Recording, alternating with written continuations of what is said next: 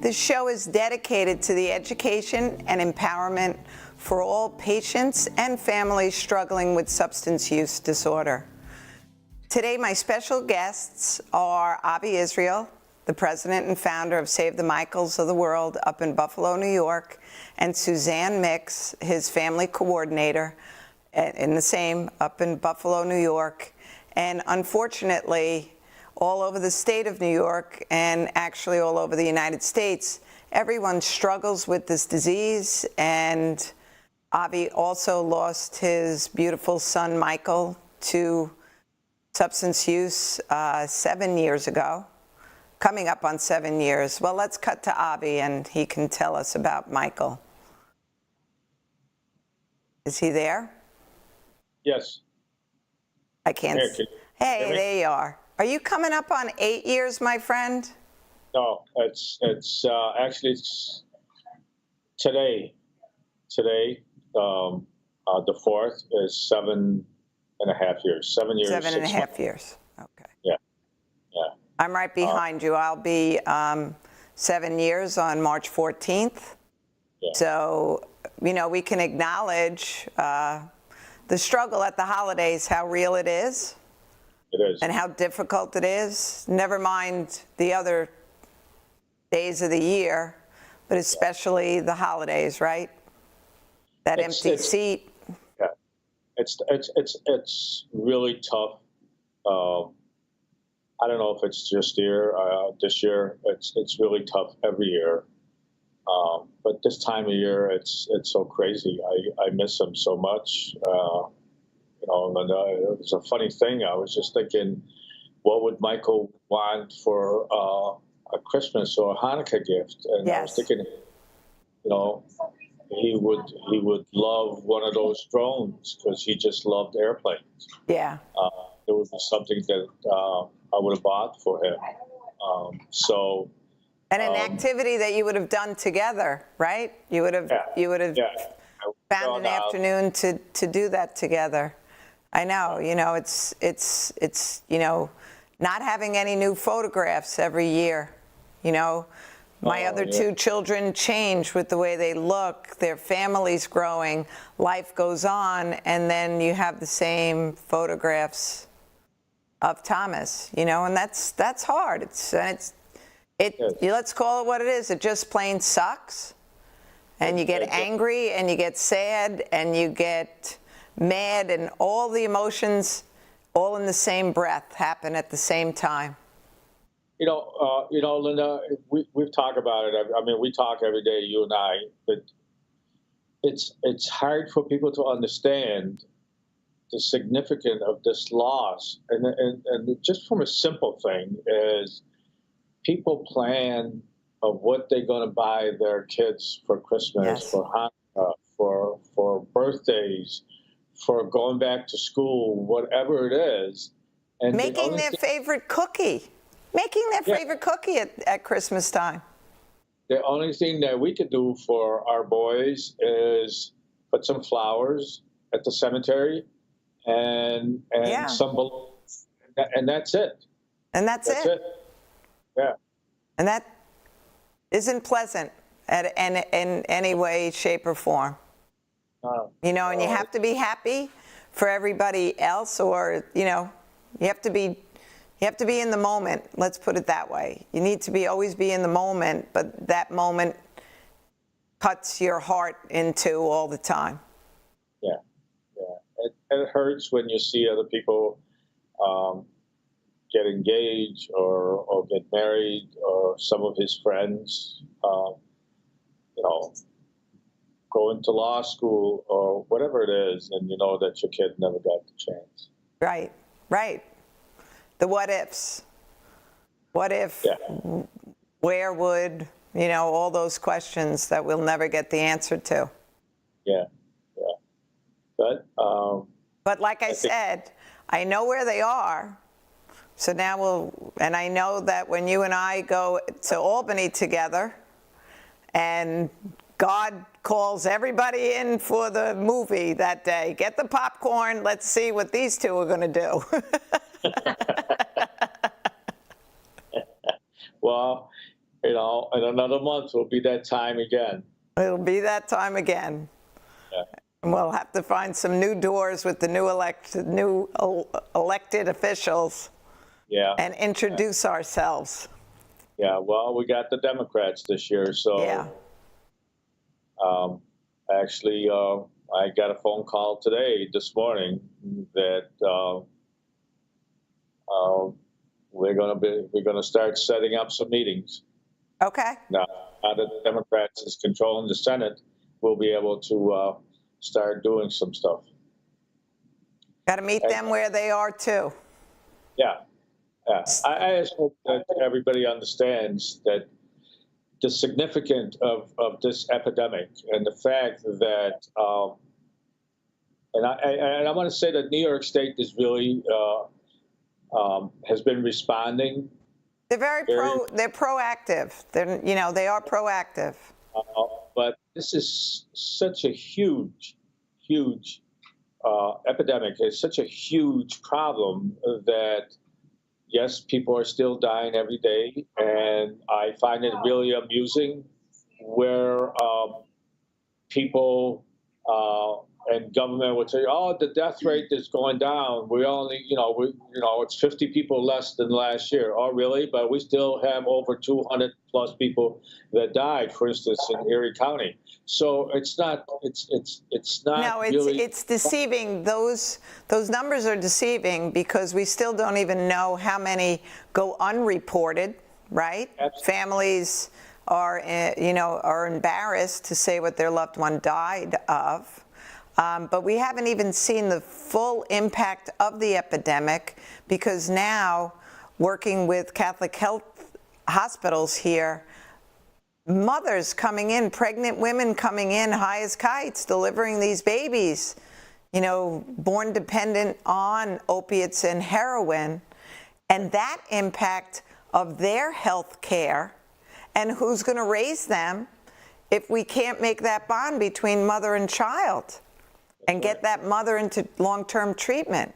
The effect is going to be, we haven't even begun to even record that data over the last 8 years of that impact. I know that we both see it with grandparents raising children, parents either deceased or in jail or gone, right?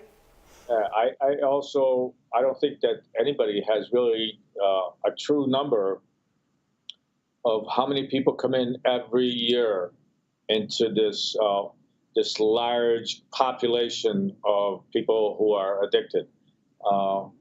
Every year, there's more and more people coming in. Yes. Every year, there's really the shortage of treatment facilities, or really the access to treatment is not as available as if you would have diabetes, or if you would have had cancer or anything else. It's sad that there's so much red tape in the way, and so many obstacles that treatment facilities themselves put in place. And besides government, I think the government in New York State is much more proactive, like you said. But I find that there's a lot of red tape that comes through the treatment facilities. And unnecessarily, really. It's just, if you can't help someone, then give them to someone else that can. And that's your job too, as a healthcare professional, right?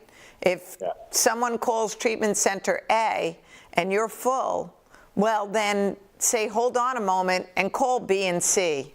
We can't help you today, but please, let's get over here. Let's get you out. Let's get you safe.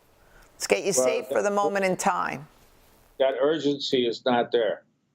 No, and, unfortunately, we are in the emergency rooms with the coaches, and one day it was overheard that two doctors talking about, and and we're going to talk about that a little bit further, still hesitant to write the scripts for MATs, for medicine-assisted treatment.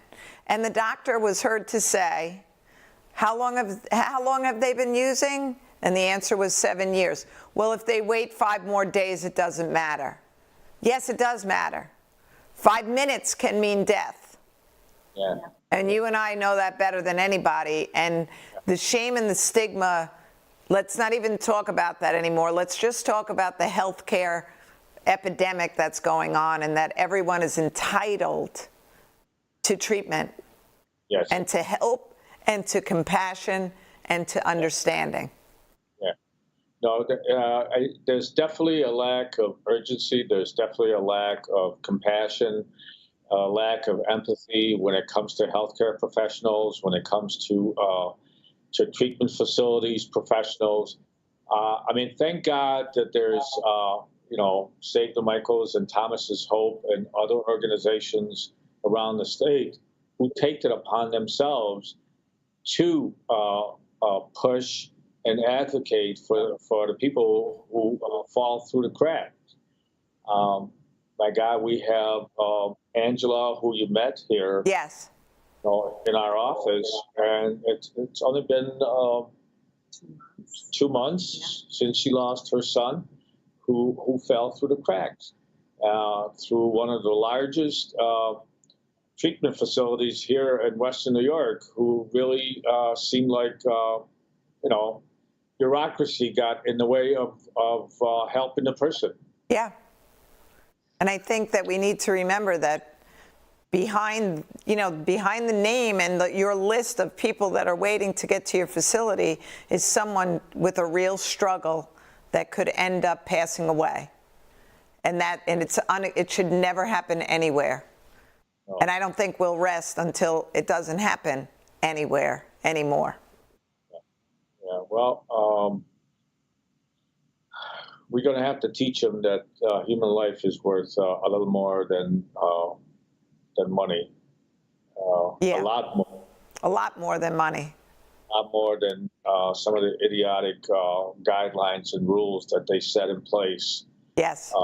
When you talk to CEOs and when you talk to people who run organizations, they tell you how they want to help everybody, how wonderful it is, but unfortunately, the message at the top doesn't get all the way down to the people at the bottom. People who are facing patients every single day don't get the same message.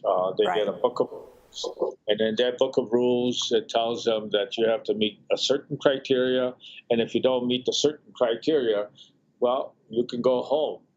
And to somebody who's addicted, what do you do? I mean, we ran into a case just this past Friday where a young man now is using meth. Yeah. And the local hospital refused to admit him because it was not supposed to be life-threatening. But at the same time, this kid's heart was racing like a locomotive. He needed a place to stay for the next couple of days until we get him into treatment. And the hospital refused to take him. But luckily, we found a place for him. He's safe. He's now in a treatment facility. But situations like that, where there's idiotic guidelines that get in the way of... Very true. We have these, we have crisis, two houses, 2 places that you can go for the interim between treatment. It's a stopover, let's say, get stabilized until those arrangements can be made. But I've told the people in power that if the moon is full and the tide is high and I'm wearing yellow underwear, then maybe they're going to get in that day. And it's ridiculous because not everything's going to be perfect. And it's not your job, we're in a crisis and you're a crisis center. So let them in. Yeah. Well, Especially when they're coming from an emergency room after an overdose. Yeah. It's crazy. We are not that lucky over here in Western New York to have these so-called safe houses. Unfortunately, we don't. A large organization was supposed to open up something along those lines where somebody can come off the street and have a bed, a warm bed for them. to stay, sort of like a layover kind of thing. And it's not happening here. We don't have it. We have what you call rapid access. So rapid access takes 2 people. And if you're not there at 7 a.m., you are out of luck. And, you have to go home. These are some of the things that I'm hoping that our state starts to pay attention to and realize that we really have to have shared treatment and access to treatment across the state, the same way that when you have a large population area or small population area like Buffalo. You have to, so I just had asked you off camera about the Cody project, which is all over the state, those mobile units that can be, sent right to a person's house, really meeting them where they are. But I met with the folks yesterday, and I said, so what are your hours on the weekends? Oh, we're closed on the weekend. You're kidding me, right? I mean, how can you be closed? Well, it doesn't. Well, we don't have the funding, or we don't have this, or we don't have that. Then rearrange your schedule to make it happen. Rearrange something. Everyone has to think out of the box. Yeah, we have 2 mobile units over here that's supposed to take care of 5 counties, Linda. That's unrealistic. I don't know that they do that.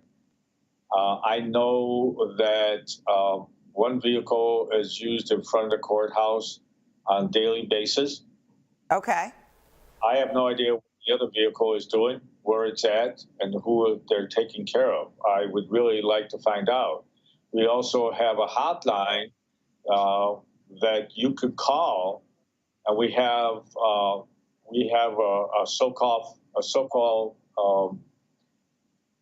a group of treatment facilities or treatment, some outpatient treatment that they call themselves the Open Access Center. Well, unless a person who's addicted say, I need to get connected with the Open Access Center, they don't get connected. And when they do get somebody to answer the phone, it's they will connect you to somebody, and I would say 7 times out of 10, there's no answer. You have to leave a voicemail.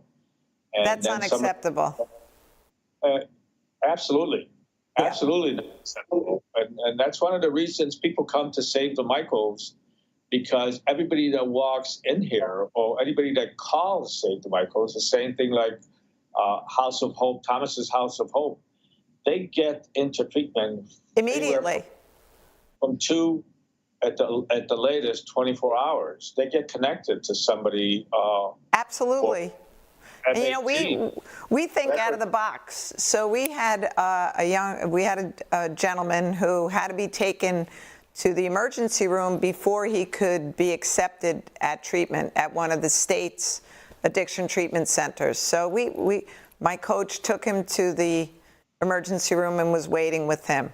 He went outside for a smoke and brought in another guy who said, he needs help too. I think he's worse off than I am.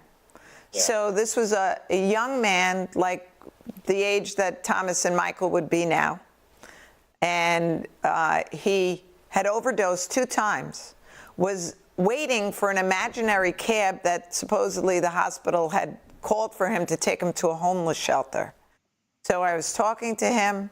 So it was late. It was 10 o'clock at night. I got them a motel room and trusted the 2 men to support one another, which they did.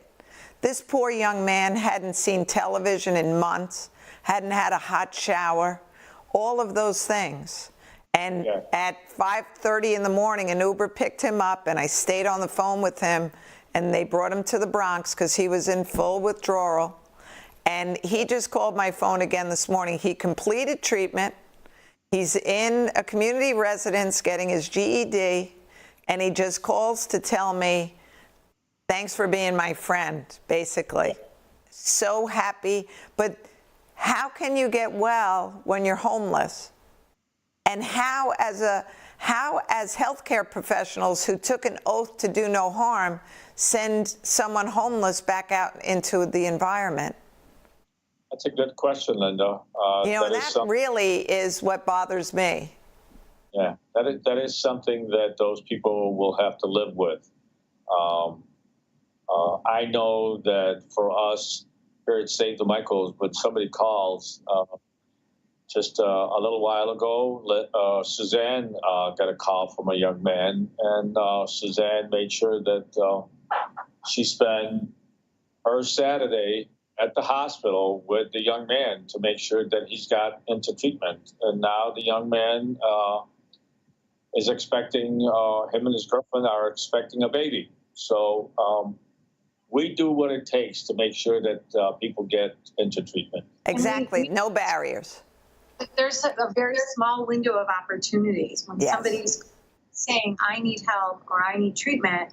We need to act on that. We don't have time to let them go back out on the street because we all know what can happen. They'll go right back. They're going to go back out on the street because every cell in their body is asking for their drug of choice. It's not that they have no willpower. It's not a moral failing. It's not anything. It's their body is dependent and cries out for that drug. So Suzanne, so nice to see you. And I know that you're running the family program, and family is the key to really keeping what's done in treatment alive and well when you come home. Yep. Sometimes the identified person, right, our patients can't go home because the house is sicker than their circumstances, and that needs to be addressed. But it's so rewarding, right, to take a family on a parallel recovery journey and to teach them new language and new coping skills, just as their loved one has to make. They have to learn the same skills. And and you get your question answered also, right? If a family says, well, it's not my problem, I'm not doing anything, well, then we know, right? That person can't go home. Right. Yeah. But when you have a willing family able to make changes and be supportive without being enabling. And that's sometimes a very difficult thing for families to understand that there's a fine line between loving and enabling and being and I think also that, if they have the person trying to get help or in treatment has just that one person that believes in them, it's almost like that motivator for them to continue going. So we really enforce that with the families, and we really encourage that. Language, like you said, is huge. I mean, we have family. All I tell them all the time, just educate yourself. Learn everything you can about this in order to help your loved one. Because if you don't understand it, you can't help them. No, you can't. And the one thing that I tell all family members, there's just one sentence that they need to learn, and it'll answer everything that you ever need to know. How can I help you with your recovery today? And then you already have set your healthy boundaries. Paying your rent is not a bound. No, that's not helping you with your recovery today. What happened to your salary? You need to figure that out and answer those, right? So once parents, siblings start to learn that and keep their mind right there, magic happens. It is magic to watch families change when they're willing to make those changes. Are they going to stumble and fall? Absolutely. Oh, yeah. And it takes time. It's not something that happens overnight. No, absolutely not. Your kids pull at your heartstrings all the time, and you feel like you're being mean, but I always go back to, did you put your 2-year-old in a playpen when you were busy doing something so that they wouldn't get into trouble? Well, think of it the same exact way. Right, yeah. You didn't let them run into the street, so you need to be conscious of the behavior that you tolerate and accept in your own home. No, not easy, but it's necessary. It's necessary. And those boundaries, and we talk about that all the time with families, setting the boundaries and really understanding, just how to control this and how to help them maneuver through it. It's so important. So, yes, and then their siblings, the other children in the family, are angry with their loved one, and they need they need the freedom to speak their mind without fear of being punished. Right, yeah. For saying things about their sibling. Yep. They're entitled to their feelings also. What, Avi? I'm going to let her continue talking to her. I have to see something. Is that okay? Absolutely. Right. Go ahead, move into the big seat, Suzanne. Move over. Sure. So you're running the family program up in Buffalo, and where do you meet people? Is this just people that are calling in and you're placing their loved ones? Tell me about your program so your community knows about it too. Well, typically a call comes in to the office and it's a family and they're often distraught. They have a loved one struggling.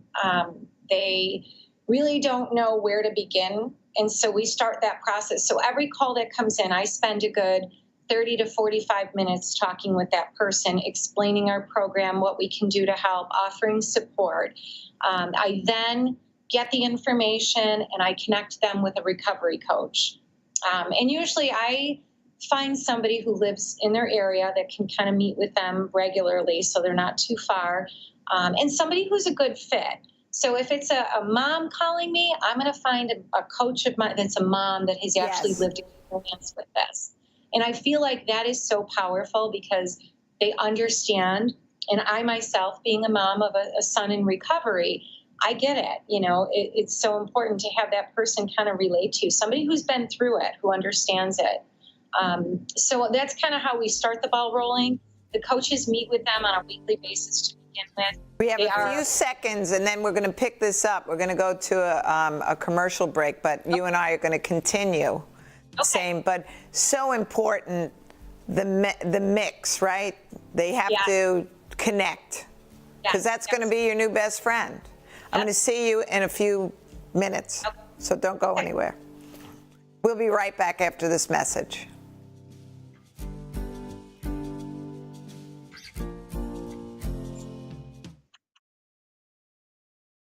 One, two, three. Long before my dream of playing professional football became real, addiction impacted my family and nearly destroyed it. As a New Yorker, I can tell you that all our communities are being hurt by addiction.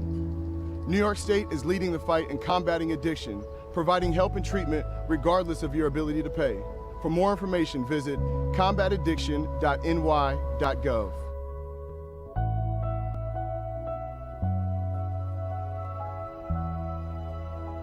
We're in a commercial for about 5 minutes. Sure.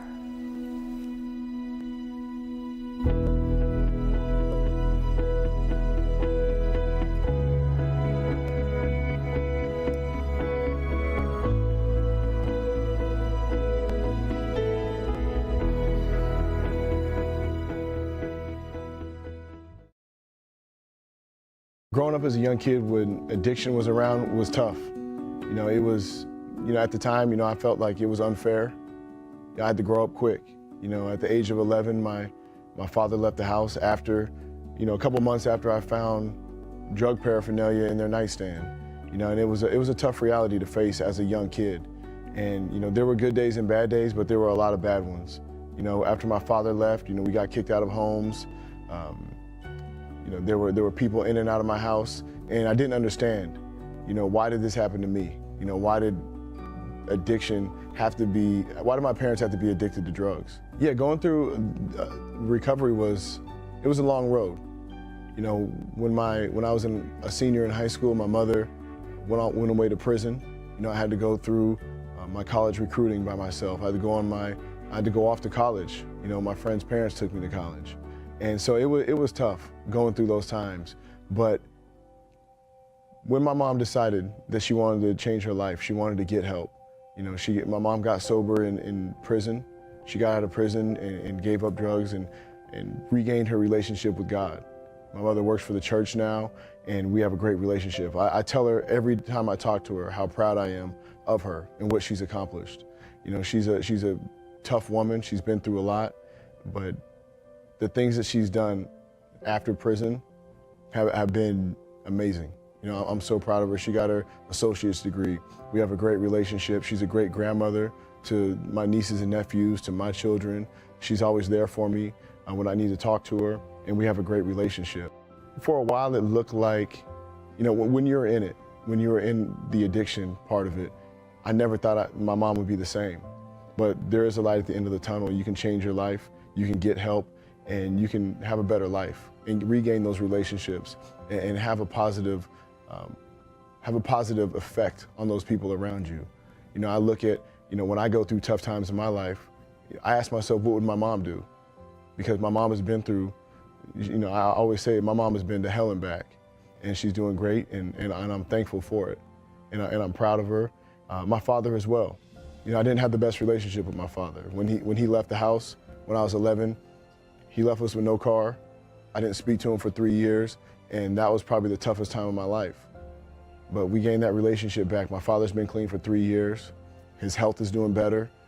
He's trying to be a better grandfather, trying to be a better father. And, you know, I forgive him. And our relationship is, you know, we're back communicating, and I love it, you know. I tell him I'm proud of him as well, because it's a tough circumstance. You know, it's easy to look at someone who's in addiction and blame them, and blame them for the choices they make. But it's the drugs, it's the alcohol that have a hold of them. And it's not, they don't want to be in that position. You have to understand that. They don't want to be making these decisions. They don't want to put these people in jeopardy. They want to get help. But once they decide to get help and to do something about it, there's great things that can happen at the end. Yeah, recovery is possible, and it happens to a lot of people. You know, you'd be surprised at how many people are in recovery right now that went out and got help. People out there that want to help you if you're in recovery. You know, there are people all over who you have no idea went through, they've been affected by it. You know, whether it's a family member, a friend, themselves personally, if they went through addiction. There are a lot of people that are going through issues that you've been through. So don't be afraid to ask for help. There are a lot of resources out there that can help you and get you the right treatment and to get you back on the road to recovery.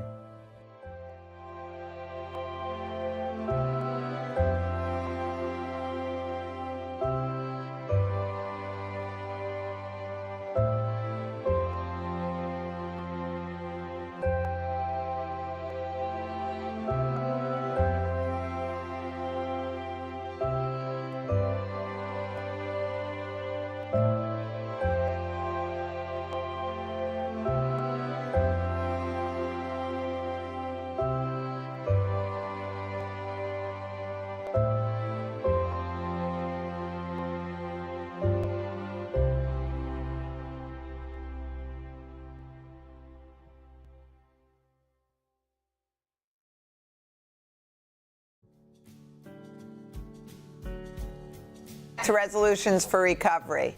I am joined by my special guest from Buffalo today, from Save the Michaels of the World, our twin program up in Buffalo, New York. And Suzanne Mix is speaking right now about her family program and the importance of hooking up, really, you know, connecting with the recovery coach that can help you mitigate through the family dynamics of this insidious disease. Suzanne? There you are, up, and Avi's back. So, you know, what I've also noticed is sometimes we're taking the family along on a journey and their loved one is not willing to participate yet. Do you have that happen also?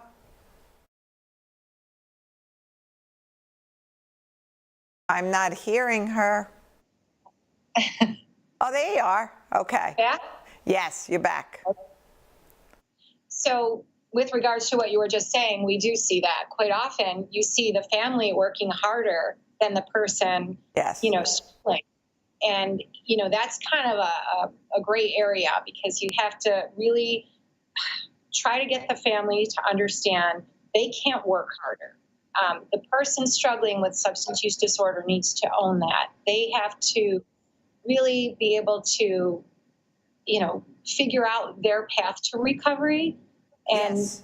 Well, actually, what I meant was sometimes I know we work with families and the patient is not committed to recovery yet. But as the family dynamics change and the manipulation changes in the house, when the family recognizes what their loved one is doing with them, right. I'm like, just wait, because it's going to happen. The more doors and windows that you close to the loved one not being able to manipulate you Right. and make you feel, less than, so that they can continue on their way, Right.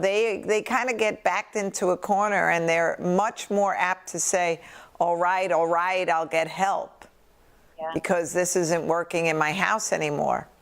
Right. Yeah. And I actually experienced that myself. And as I said, with my son, when I connected with Save the Michaels, and I ended up getting a recovery coach for myself, realizing that I wasn't doing a good job setting boundaries, and I wasn't doing a good job, with enabling So and all I'm going those. to correct your behavior right there, Missy, because it's not that you weren't doing a good job. You didn't know what to do. So we can't beat ourselves up. I know. You did the best you could at the moment in time that you were, and we all did the same. Avi and I, knowing what we know now, we can't beat ourselves. We cannot beat ourselves up, because we only knew what we knew then. And I think just having gone through it for 5 years, 5 years ago, there was no Save the Michaels. There was no support. Support, right. I was beating down doors in downtown Buffalo, trudging through a snowstorm, begging people to help me. And doors were closed right in my face. Oh, we can't help you. He's going to be 18, or whatever the case was. And I'm like, my kid isn't going to make it. He's in trouble. Right. And, it took me to really understand, to learn everything I could learn, and to just go talk to people and figure out how to help my son.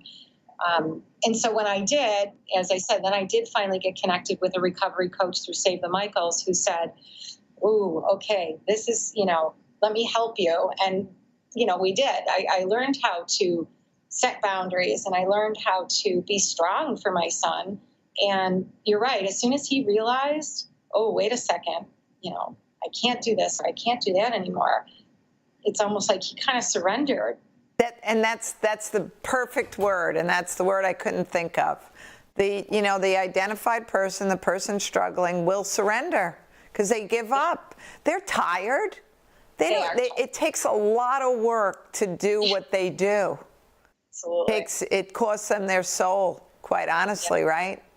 When you wake up in the morning with a craving and you have to figure out how to get money, how to get a ride, how to get what I need to get done, and that gets done repeatedly during the day, it's not a life that anyone would choose. So it's maddening when people say, oh, they choose to do that. Then it's not, nobody chooses to do that. No. Nobody chooses to do that. So, and that's what I find. So I always share that with families. The more that you empower yourselves, watch, it's going to happen. But it's not your timing that it will happen in. You have to, keep building your muscles and your own recovery. And I do to this day. He's a year in, and I still have to, I keep everything going. I still learn. I still educate myself and keep those boundaries in place, because you have to, You have to. And Jack over here, Linda, I just say that Suzanne is not giving herself enough credit, because I know she's not. She did a wonderful job. Not only has this boy has become a man, a young man, he handles himself with such dignity, with such respect, that we gave him a job here. That's and awesome. He's a peer advocate, and Suzanne has learned so much from her experience that she is now running this department and increase. I mean, we have 160 some families that you're working with. Yes. Yeah. That is awesome to have that. And I mean, I'm proud to say that every single one of them, the kids are alive. It's awesome. And we have to give the credit, too, to the people that are struggling, right? That they're working their recovery. Because it's not by, it's them doing the hard work, and being open to learning. But they work hard every single day to maintain their recovery. But when you work your recovery will work. So look at that young man. Now, I think personally, when you are in recovery doing service work, for anybody doing service work, it's always better to be generous of heart and spirit. When you give to others, you are blessed beyond measure and you feel good in all areas. That I can say for myself. When you're helping others, you're really doing, right, your own heart good. Yep. So yeah, you know what? You planted all the seeds in your son that allows him to be the man that he is today. But it's by his own determination and work Yep. And I see him doing that he shows up that way. Yeah. To touch on that subject,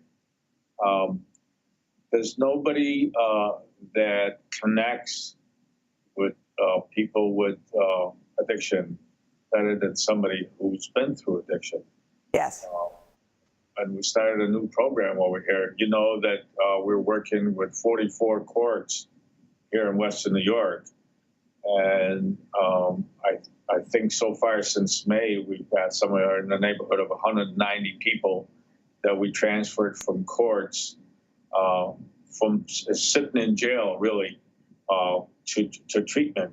But Ryan, the young man we're talking about, has been so wonderful, and number one, and talking people out of walking away from treatment, and then making a connection while they're in treatment, and let them know that there's a friend out there that's waiting for them to come out, and he's going to be there for them when they come out and help them get back onto the right path, and that's wonderful. And when you come out of treatment, that's where, right? We see that. We need those wraparound services. You need to have that friend. Family needs the friend, which is the recovery coach. And the person needs that recovery coach to say, what's going on today? Just to listen. You're not a sponsor. You're not forcing you're just meeting them where they are. Let's get you connected to the recovery community, because there's a growing recovery community. And when you surround yourself with those people, places, and things, so they can come, I know, to Save the Michaels and participate there. And also just be there, right? Just to be safe. Yeah. Yeah. We also get those calls, like the parents are calling and saying, my kid is in recovery, he's out of treatment, but they're trying to do this in isolation. And we know that often happens all too much. And you get someone like Ryan calling them up and saying, hey, come on, let's go here, let's go do this or whatever. And it's just a friend, like we said, somebody it's just a friend. You know, what's no one takes into account is they're young people, right, and they want to do young things. And unfortunately, in society, everything revolves around happening in a bar, with drinking, with drugging, with whatever. So how do you be a young person in your 20s thinking, well, I'm never going to have a friend again. I'm never going to have fun again. I can't go. Yes, you can. You just have to be connected with all the other young people that are walking the same walk as you are. I think that communities need to also show, and in our own families, so we can talk about this during the holidays. How do you have a party at your house? Does the party have to include alcohol if you have someone struggling? We just had this topic come up because I run the family support group on Tuesday evenings here at our office. And that was one of the topics we discussed because it's huge.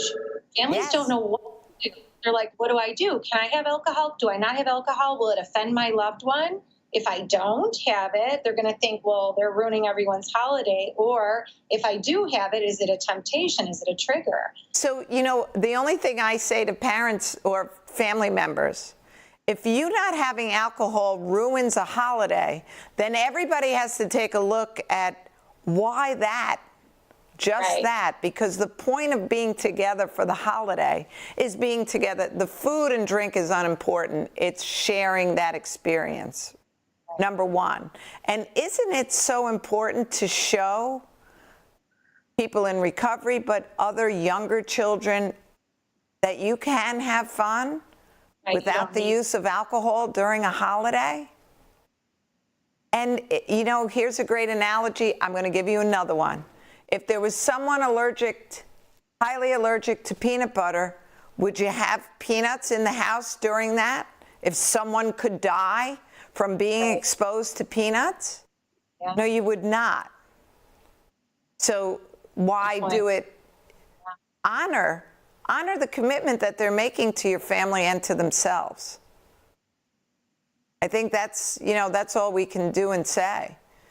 And when that becomes greater, well, we've always had alcohol, or you often hear, well, it's not my problem, so I'm going to have a drink. Well,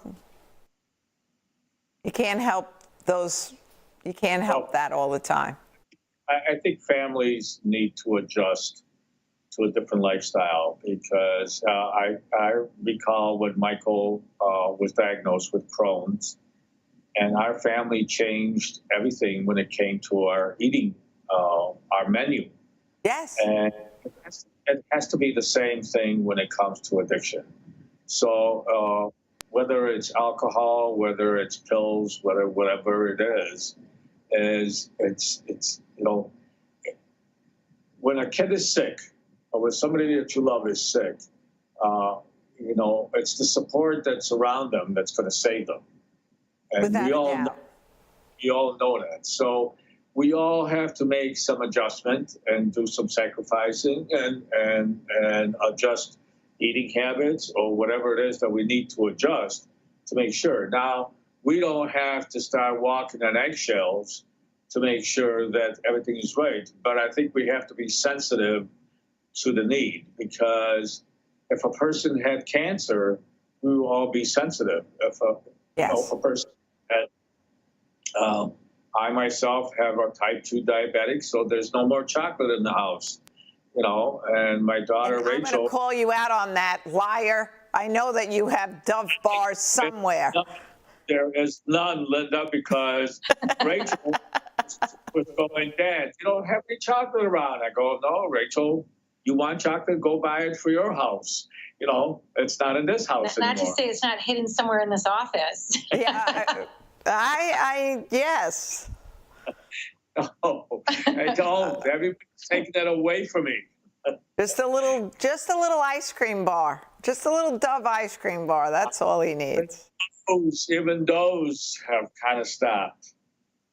But it is so important to adjust your family dynamics, not walk on eggshells and say, we've decided as a family that we don't want you to be triggered. 5 years from now, it can look something different. But it's someone in early recovery, why? Why would you want to dangle the carrot? That's, you just need to be mindful of the situation, I think. I fractured my elbow, and the other day I'm in the deli, and I asked them to put it in a bag with handles, and the young man behind the counter, and the deli was packed, says to me, oh, did they give you something good for your pain? And I thought, well, isn't this a lovely teaching opportunity? So I said very clear and loud, having lost a son to substance use, specifically opiate and heroin, that is a very ignorant statement of you to make. And if you need to be educated in any way, shape, or form, and I gave them my card because But this is, his eyes lit up. Like, what did you get? That's cool. You know, and I think we all have to be teaching and educating.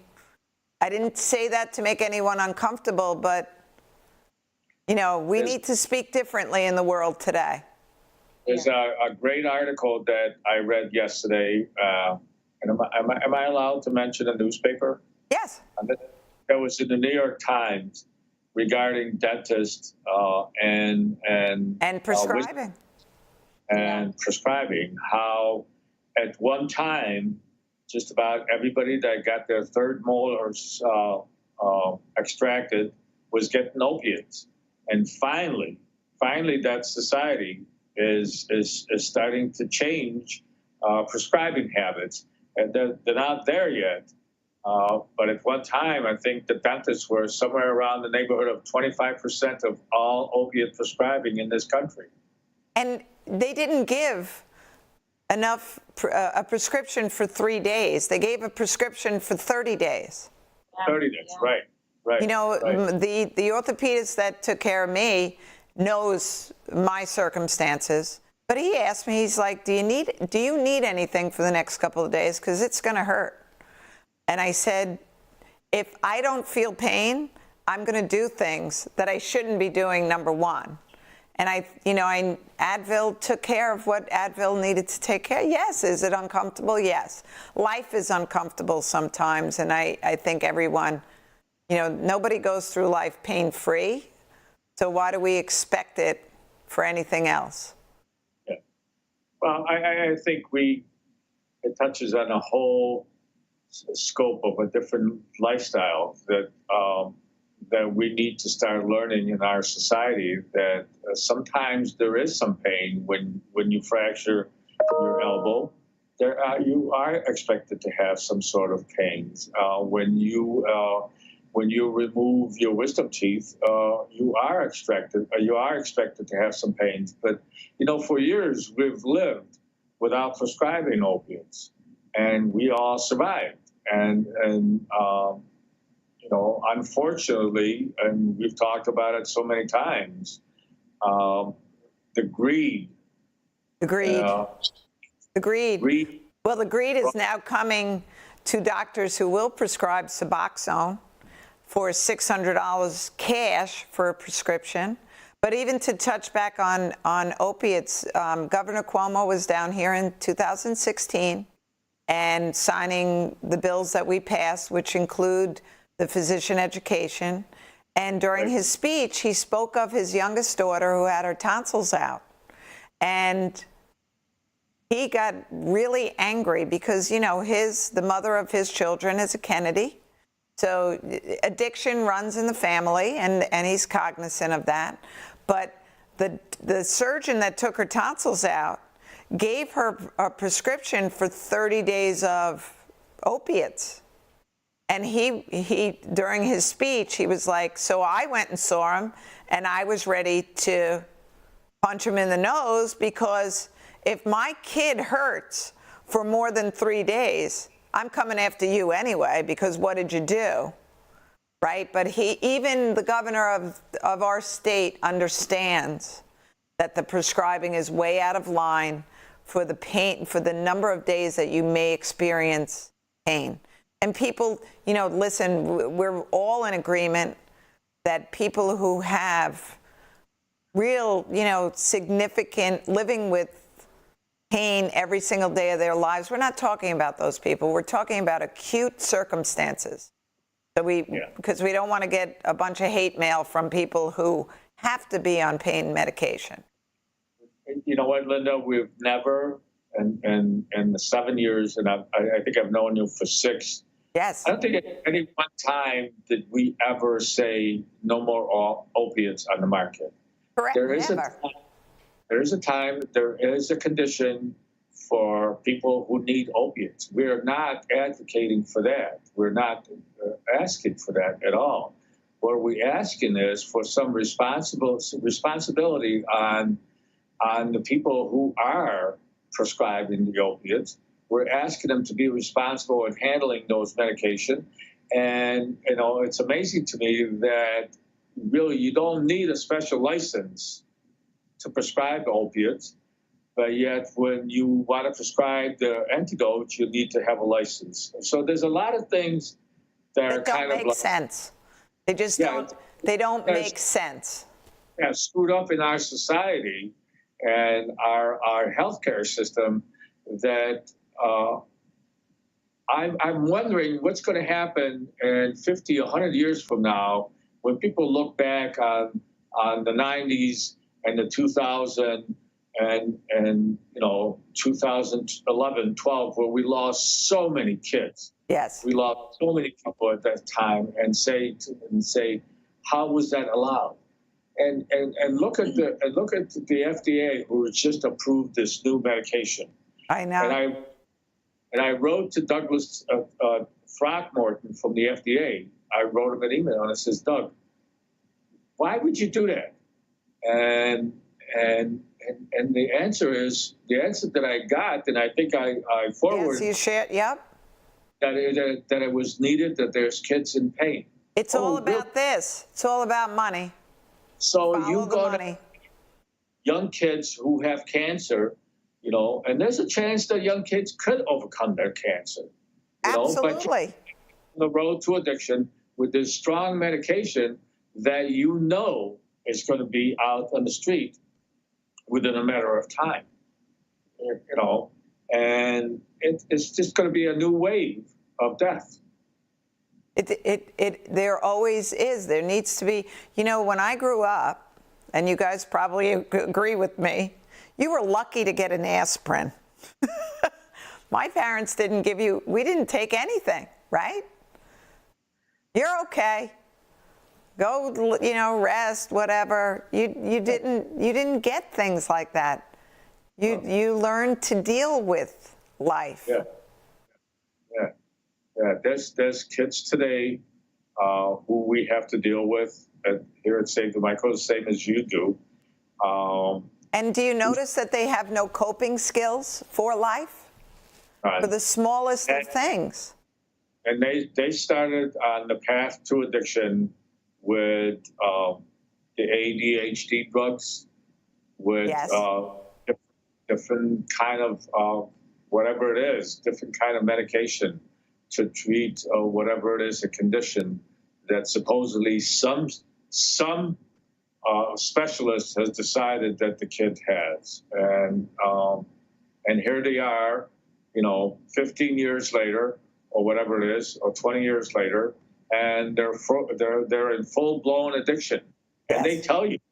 they tell you that I started this at the age of 5. And, you know, I've spoken to, we have a few young people, strong recoveries that are great speakers and share their stories. And they knew at age 9, when Grandpa gave them a sip of wine, wow, I like that. And they started becoming, they first became an alcoholic. Then it was, I need more, I need better, I need different. Yeah. Right? Suzanne, how did your son start his path? In high school, and it's funny that you mention that because the Adderall was a big thing, and the kids were sharing it. So Yes. one person was being prescribed, and they were sharing it with all the friends in school, and that's a huge problem. So he kind of started out smoking marijuana, and then some recreational partying here and there. Went on to pills. He got addicted to Loratabs. He got addicted to the Adderall, and he just kept going on to bigger and better until he eventually got to heroin, and then that was it. We just kind of went full force and ended it there. But that's kind of how it progressed. And we don't know when that switch is going to turn on and who it's going to turn on in. So I always tell parents when, you talk prevention or you talk awareness, are you going to bet, would you give your kid a loaded gun to play Russian roulette? Because that's how you don't know. You don't know what you don't know. So why would you be tolerant of them smoking or drinking or all of those things? Well, they say because that we need to acknowledge still, alcohol is still the #1 killer in the United States.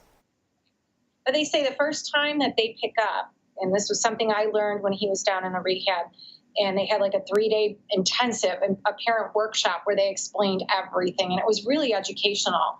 And I went down there and I kind of tried to understand and learn about it. But they said basically the first time that he picked up is when he became addicted. Not knowing, they don't know. You know, They don't I'm experiencing know. trying this out. I'm going to see if I like it, whatever.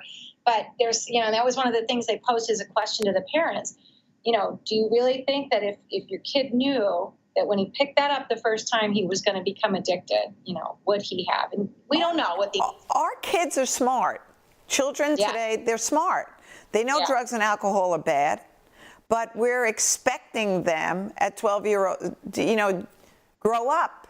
They're handling stresses. They're handling, you know, they're handling what they're not allowed to be children anymore and just to have fun. Because I hear from kids all the time, my parents, this is what I have to do. And then they say, this is the best time of your life. Why aren't you having fun? Why aren't you happy? And in their minds, in an adolescent mind, if this is the best time, I'm screwed. Yeah, yeah. A lot of work to do. We have a lot of work to do. Way to go. Yeah. And we we got to keep plugging along.